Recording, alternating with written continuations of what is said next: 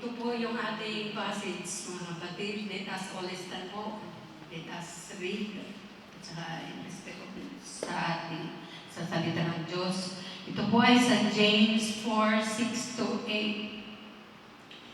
1, 2, 3. And He gives grace generously. As the scripture says, God opposes the proud, but gives grace to the humble. So humble yourselves before God, resist the devil, and he will flee from you. Come close to God, and God will come close to you. Wash your hands, you sinners.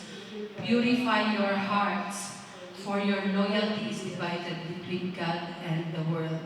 Yes, Lord. Salamat po yung sa iyong salita, Panginoon, sa inyong pagre-remind muli, Panginoon, pagkukurit sa amin. Nabago po kami, Lord, sa iyong salita. Lord, nawa, mai-deliver ko po ayon sa iyong will, O Lord God. Lahat po ng lalabas mula sa aking bibig ay galing lang po sa iyo, Lord. Give-me-wisdom, O Lord God. Lahat po kami, O Lord God. Lord, tinatanggap po namin may pagkakumbaba ang iyong salita. Thank you po, Lord. In Jesus' name we pray. Amen. So, makakawal po na tayo, mga kapatid. So, ito po yung passage natin. Sabi po diyan sa 6, and He gives grace generously. As the scripture says, God opposes the proud but gives grace to the humble. Yung mga ibang version is, He humble, those who exalt themselves will be humbled, and those who humble themselves will be exalted.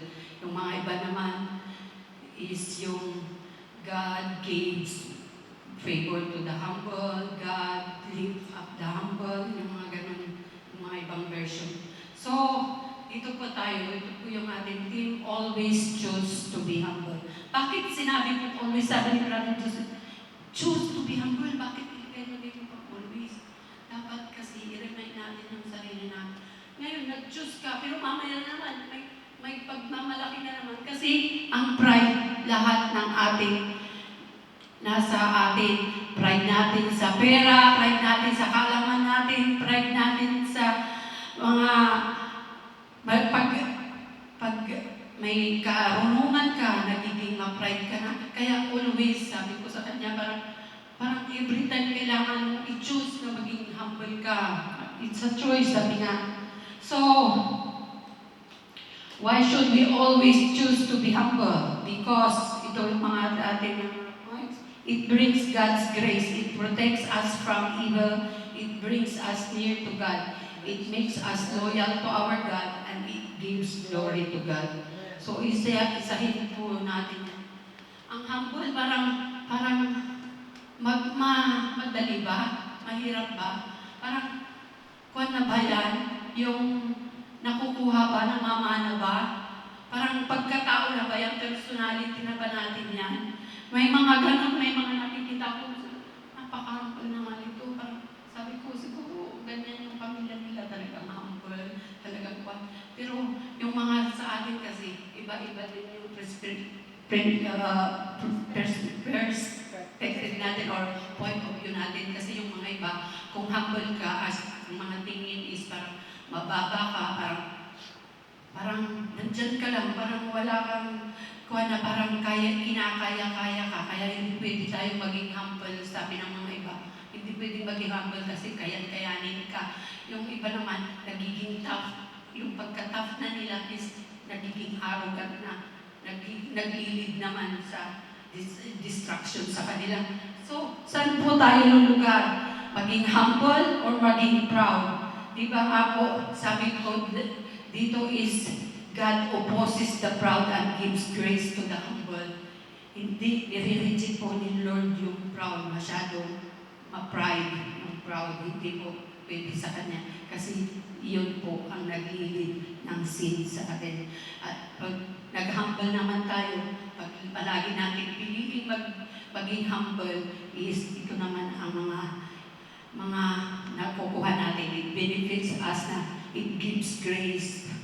Yung God's grace nandyan palagi. It protects us from evil. Bakit ka kaya mapoprotektahan sa evil? Di ba kung mapagkumbaba ka, malayo ka sa mga sa anong kaguluhan. Nandun ka lang, nananahimik ka lang, it brings us near to God. Nandyan yung nagpapakorek ka palagi, gusto mong mag-repeat pag may nagawa ka, it makes us loyal to God. Kasi kung na-realize mo na more on worldly ka na, gusto mo nang maging loyal sa Kanya, hindi na divided, and it gives glory to God. Pag yung humble ka is para sa akin, yung humbleness, maraming may bibigay na glory kahit na maliliit na bagay pag nag-humble ka. Parang napupuna sa iyo pag humble ka is, ang bait naman ito, parang napaka-gentle naman ito, parang ang kwan naman niya, parang nagpaparaya ka lagi, di po ba? At yung mga gano'n na papuri sa iyo is, si Lord ang nakikita. Amen? So, ito po, ito po yung, bakit nandito na ako? Sa ating number 1, nasaan na siya eh?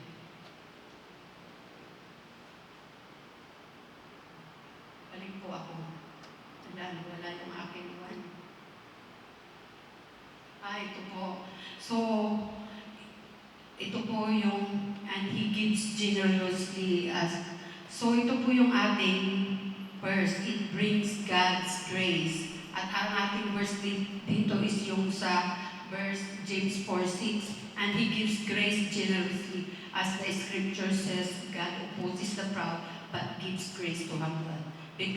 Best example natin dito is si King Nebuchadnezzar. Alam ko po na alam niyo na po yung story ni King Nebuchadnezzar, na po siya po yung great na king sa Babylon, na yung kaharian niya is maayos lahat, mayaman, hanggang sa isang araw is nagmamataas na siya na parang dahil sa kanya dahil yun is na nangyari sa kanyang kaharian dahil sa mga kagalingan niya.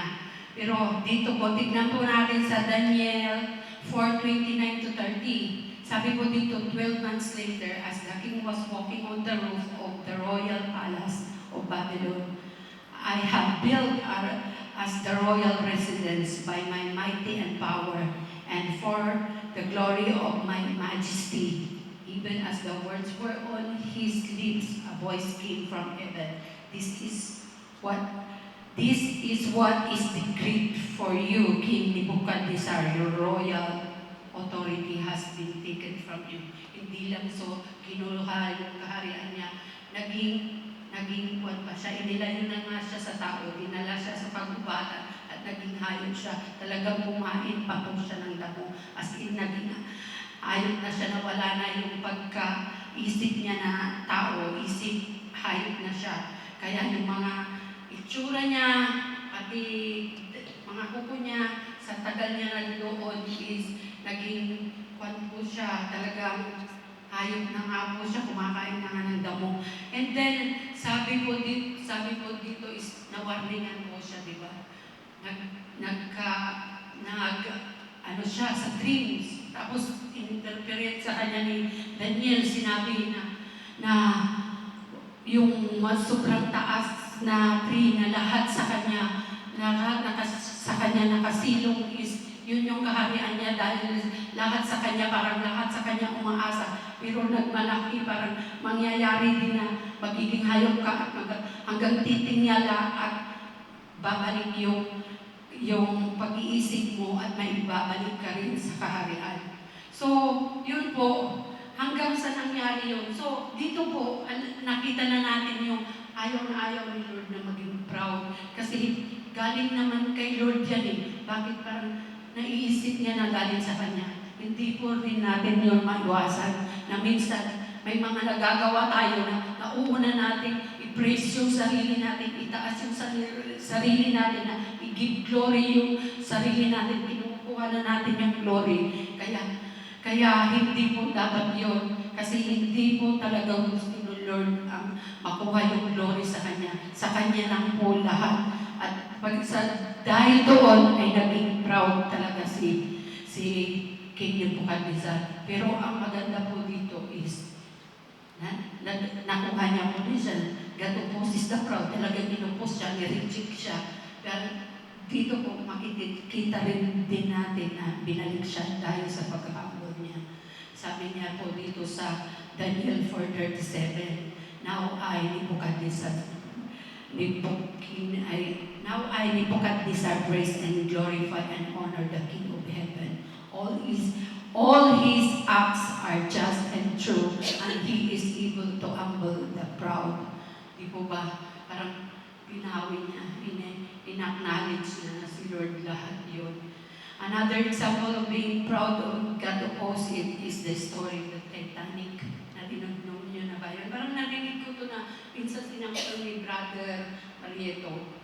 One of the most outstanding vessel ever made. It was, pero babalik ko muna doon, babalik muna tayo kay King Nebuchadnezzar. Dito po, tumingala siya hanggang sa bumalik siya kasi naalala niya si Lord. Si Lord lahat yun. Tapos, siyempre, parang umano din sa kanya yung interpretation ng dreams niya. Tapos, nag-repent siya.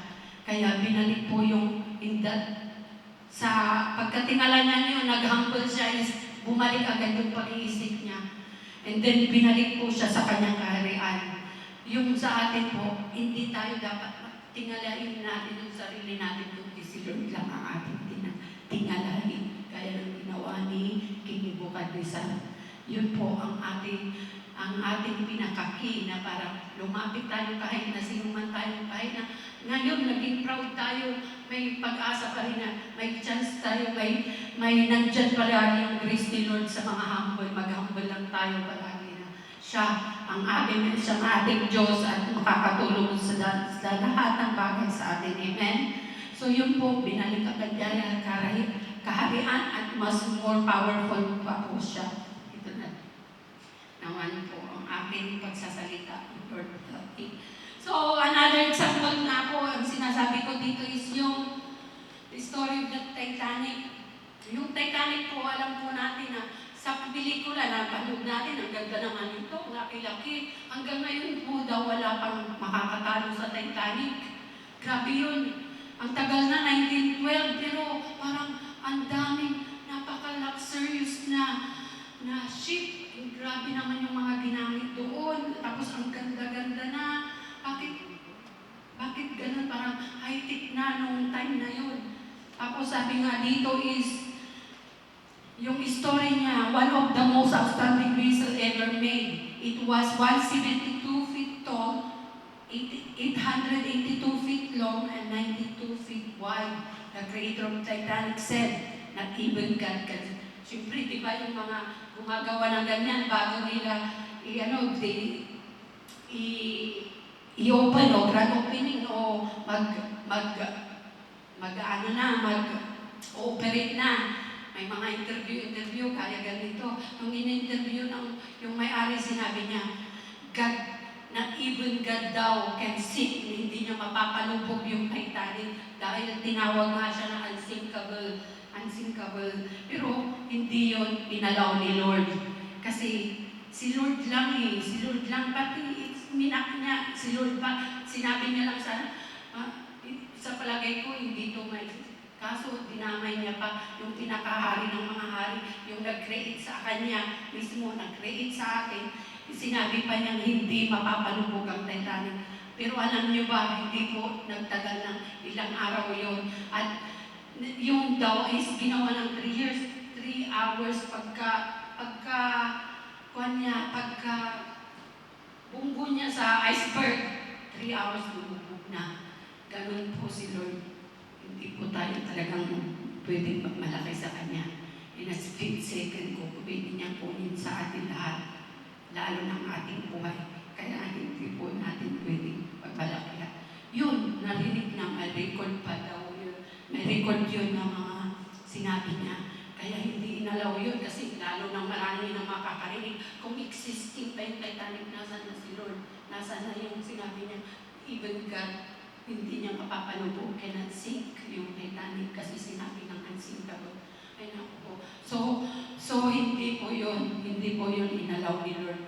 May mga na ako doon sa Reels na isa to sa mga napanood ko sa compilation ng mga nagmak kay Lord na nagsabi na, Kwan, pati si Marilyn Monroe, hanggang sa hindi niya daw kailangan si Jesus, hanggang nakita na lang namatay na. Tapos may isang president sa Brazil na sabi niya, hindi ako mapipigilan ng Diyos, magiging presidente ako, ako ng presidente. Inalaw ni Lord, nanalo siya sa vote, naging presidente siya sa Brazil. Pero ilang araw pa lang po, namatay siya.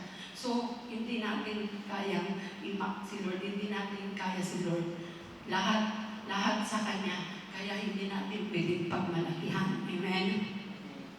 Sabi po dito, ikinumpir po, meanwhile, Noah's Ark. Ang Noah, tignan niyo po, ang Noah's Ark is 42 feet lang, samantalang ng Titanic is about 172 times 4. Tapos, yung tall niya, 450 lang, 800 times 2. Tapos, yung wide niya, mas malaki pa rin yung Titanic.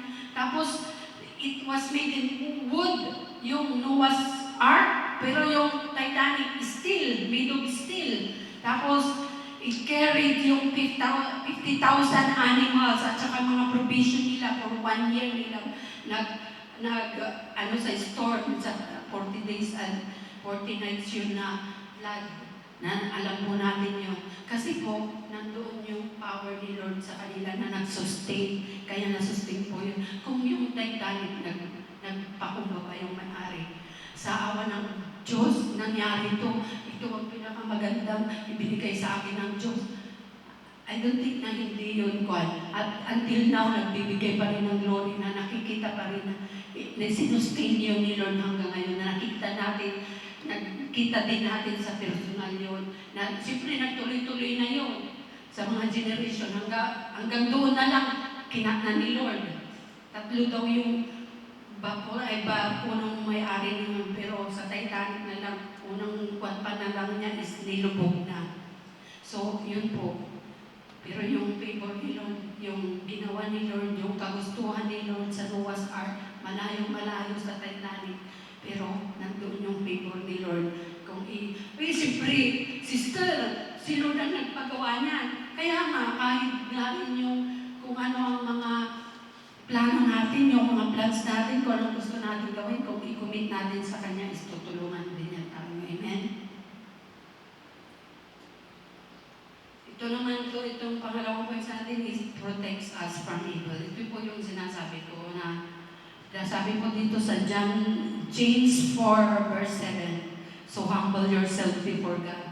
Resist the devil and he will flee from you. Inulit na naman dito, humble yourselves. Tapos inulit na naman sa James 4:10, humble yourselves before the Lord and He will lift you up.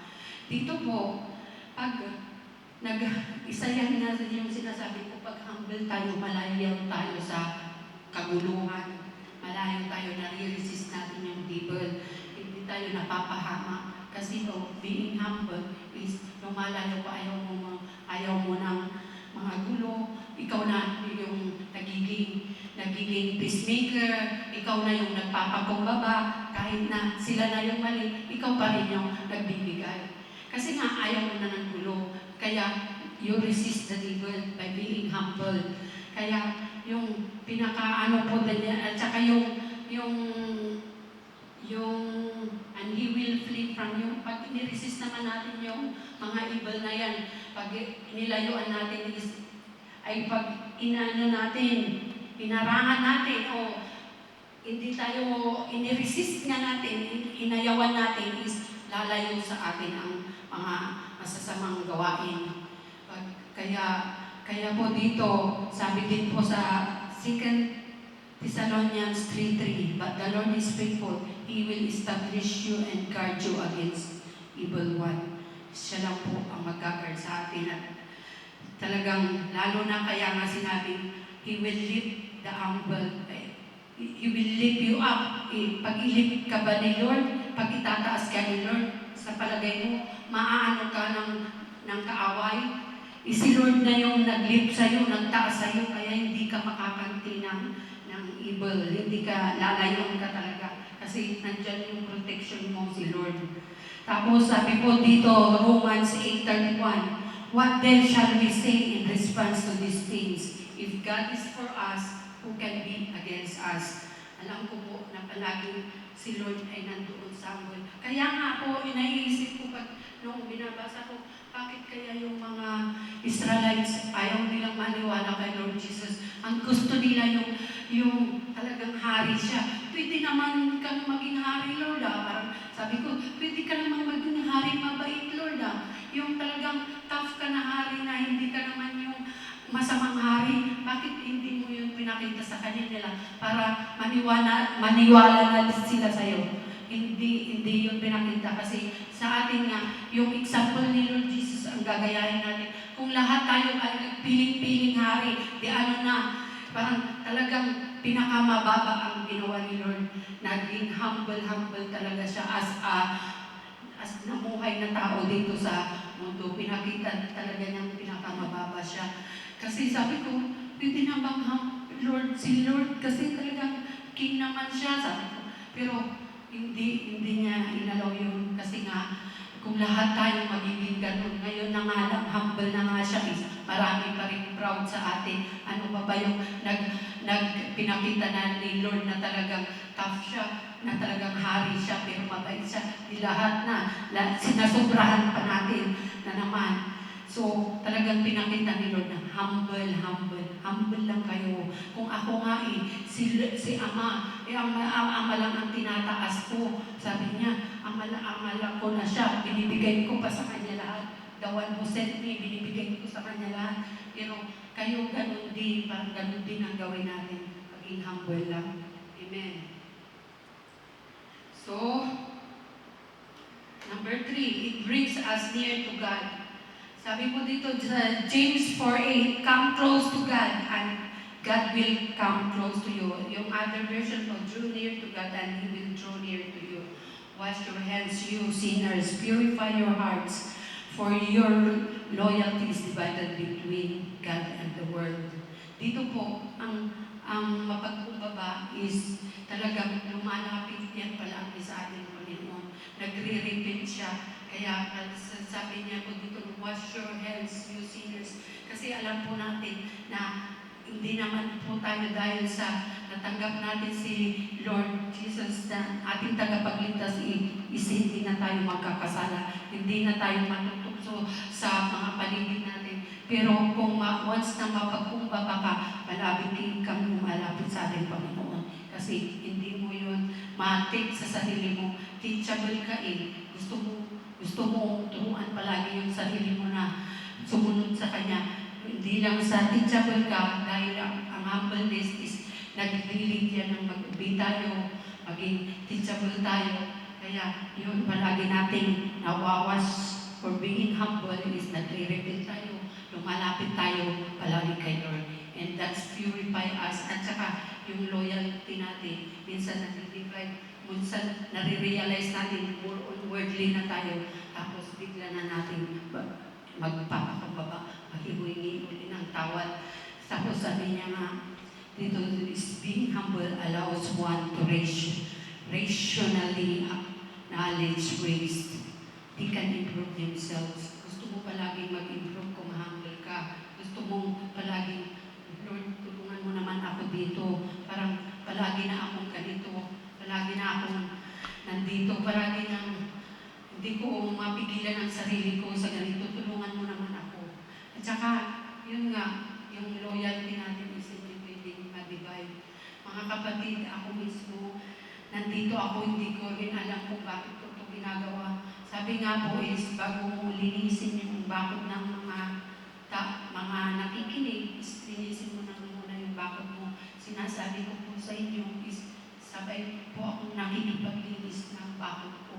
Hindi ko pa masyadong nalinis. Nandoon po kami sa process talaga nililinis. Pero I thank God kasi hindi na po siya kasi rumi ng dati. Talagang patuloy pa rin nililinis ni Lord. Kaya tinatayuan ko po ito and I always ask God na parang pag hindi mo gusto Lord, parang ako na akong patayo eh. Kaya sumusunod lang ako kung ano man kalooban ni Lord. Kasi kung hindi ako susunod, parang lumalayo ako ulit kasi may pagka-pride siguro ako.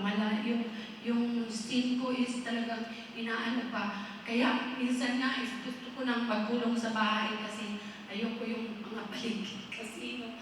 Ayoko yung naglakas pa lagi sa akin yung weakness ko noon. Parang ayoko na, hindi na ako ganito. Parang kahit na tumabala ako dito sa bahay, basta nandito lang ako sa bahay, parang gano'n.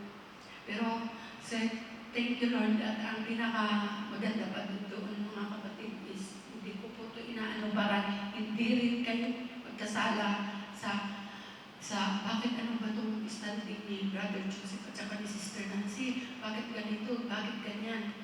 Sinasabi ko po sa inyo is, nandoon na po kami sa process na parang talagang hindi na po kami nagtatabi, mga kapatid. So, patuloy tayong magpabago. Hindi ko ito sinasabi para maging hypocrite, pero sinasabi ko ito kasi isang humbleness ko kay Lord na patatayuan namin. Kasi once hinambal na siya ni Lord, sabi ko, ito na yung time na talagang wala tayo aantayin pa ba na mas greater pa yung consequence. Nandoon yung grasya niya, umabot kami sa ganito. So, nandoon talaga yung nakikita ko na itong mga napangyayari nito kasi isa na yung naayos. Parang kami na lang, bakit parang titignan mo is hindi ko rin mablame yung mga nakakalam ng sitwasyon namin. Bakit naayos na yung isa, hindi pa rin umalis si Sister Nancy. Yung mga may sitwasyon pa pang ganyan, na dahil sa mga anak namin, syempre, at saka kung ano pang pinapagawa ni Lord, kasi gusto ko na talagang lumabas din ng Macau, pero nakita niyo naman, hindi pa niya inalaw, kaya in his time talaga lahat. Alam ko, siguro yung marupok ka pa, magbabad ka muna. Diyan, kahit na malaki yung pagsasalita mo, pero nag-aaral ka, at least nababasa mo yung salita ko. Huwag mo kasi tignan yung kakayanan mo at huwag mong ipakita na magaling ka, hindi ka magaling. Kaya yun, nakikita ko dito na talagang si Lord talaga is walang posible sa Kanya. Kaya thank you Lord, kaya nakikita ko rin na talagang isa-isa is inaayos niya.